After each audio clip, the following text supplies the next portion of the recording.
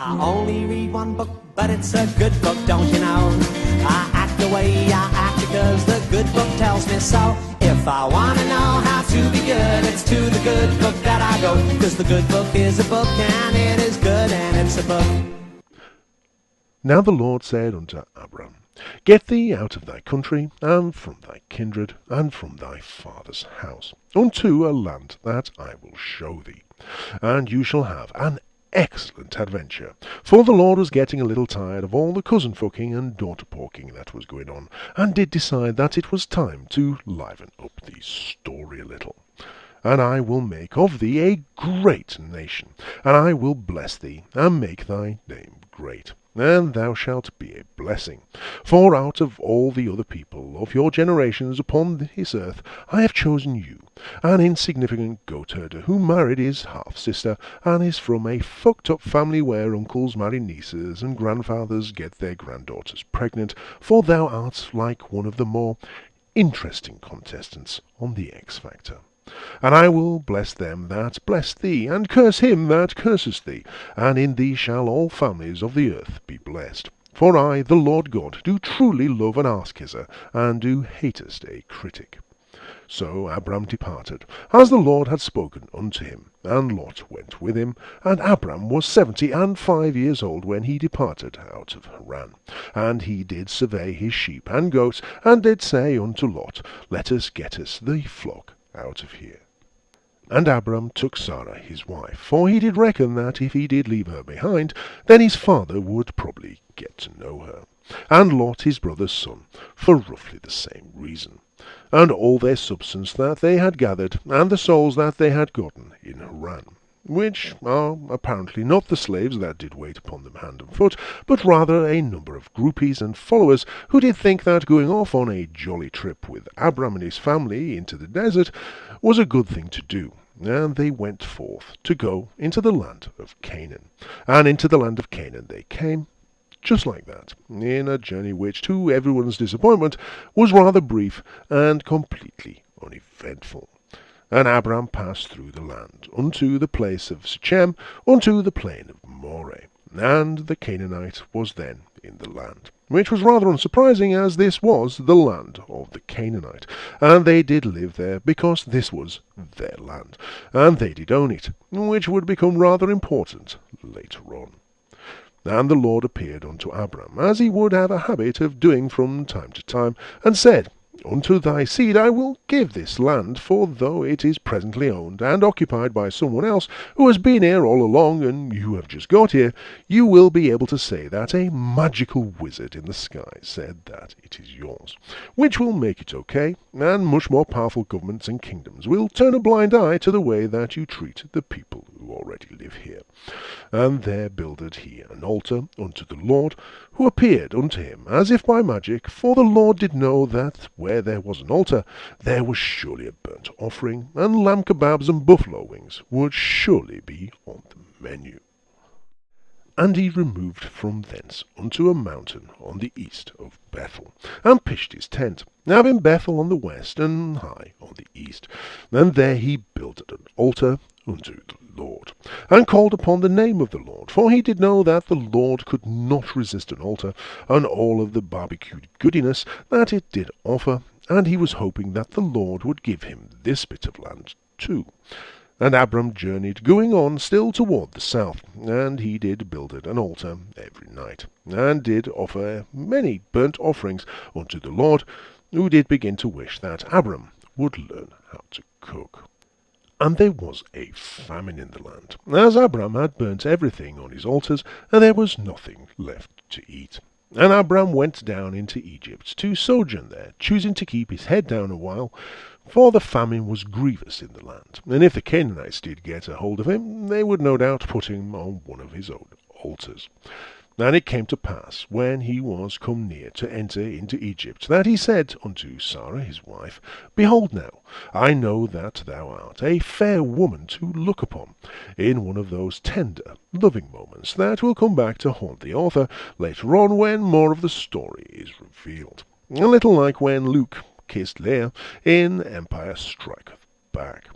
Therefore, It shall come to pass, when the Egyptians shall see thee, that they shall say, This is his wife, and they will kill me. But they will save thee alive, for these heathen Arab types will surely keep thee tied to a radiator in a damp basement, and rape thee thrice nightly, even though we are protected by the Lord God, our good buddy, who we know personally and have a personal relationship with, and all who would come to harm us will surely be cursed by him. Say, I pray thee, thou art my sister, which is only half a lie, that it may be well with me for thy sake, and my soul shall live because of thee, as although I am a man of God, and do God's bidding, and follow his commands, I have absolutely no faith in his abilities to keep me safe and protect me from harm, as God never seems to be around when we need him, and seems to have forgotten about all that any man who spills another man's blood will face God's wrath stuff that he did tell Noah and his sons. So I am going to have to ask you to tell a few little porkies to covereth my arse, which I knowest is a sin, but after all, what could possibly go wrong? And it came to pass that when Abram was close into Egypt, the Egyptians beheld the woman that she was very fair, and did say unto one another, Hark, for I wouldn't mind a piece of that. The princes also of Pharaoh saw her, and commended her before Pharaoh. And the woman was taken into Pharaoh's house, for he did want a piece of that also. And he entreated Abram well for her sake. And he had sheep, and oxen, and he asses, and menservants, and maidservants, and she asses, and camels. And the Pharaoh did say that she did have a fine ass, and Abram did think that he had it made.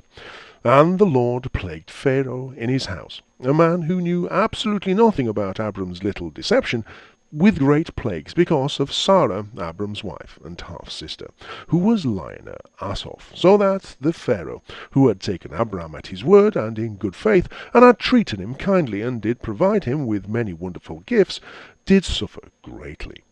And Pharaoh, who was pissed off at being punished by God for almost, but not quite, getting it on with a married woman, even though both she and her half-brother, who was also her husband, did insist that she was single, called Abram and said, What is this that thou hast done unto me? Why didst thou not tell me that she was thy wife? And Abram did tell the Pharaoh that he did not ask. Why sayest thou, She is my sister? So I might have taken her to me to wife. And Abram did tell the Pharaoh that she was his sister, well, his half-sister, if he did want to be accurate, and what she had told him was in fact true, and that Pharaoh had just, for some strange reason, not considered that she might not also be his wife, and the Pharaoh did suddenly feel a little queasy. Now, therefore, behold thy wife, take her, and go thy way before I changes my mind, and have thou thrown into the river, and eaten by the crocodiles, you fucking inbred retards. And Pharaoh commanded his men concerning him, and they sent him away, and his wife, and all that he had, without so much as giving them a good kicking beforehand, which, considering the shit that they had just pulled, was quite lenient. And that night Abram did build an altar, and did call upon the Lord, and as they both sat there, Abram playing the banjo, and the Lord feasting on mutton chops and buffalo wings, Abram did look out upon his many new sheep, and oxen, and asses, and camels, being tended by his many new men-servants and maid-servants, and did consider that being a dishonest lying shitbag, letting the leader of a foreign country get it on with his wife, had turned out to be quite a profitable enterprise. And the Lord did turn to Abram, and did say, Thou do knowest that thou art not to tell lies, nor be deceitful, for it is sinful, and that I, your Lord God, cannot abide sin, for I cannot stand to look upon it, or be in its presence, and I shall punish those who commit sin with eternal damnation and hellfire. And Abram did say unto the Lord, Fuck us that, if I had told us the truth, I would have ended up with my head on a pole. Besides, it was you, all-knowing, ever-present, and all-powerful, with a perfect plan, whose judgment is both eternally wise as well as final and immutable, who decided to open a can of whoop-ass on Pharaoh and punish the rotten bloke, and make sure that I came out of this smelling of roses. And the Lord, who was all-knowing, ever-present and all-powerful, and did possess a perfect plan, and whose judgment is both eternally wise as well as final and immutable, did think for a moment that he might just have completely fucked up on this one.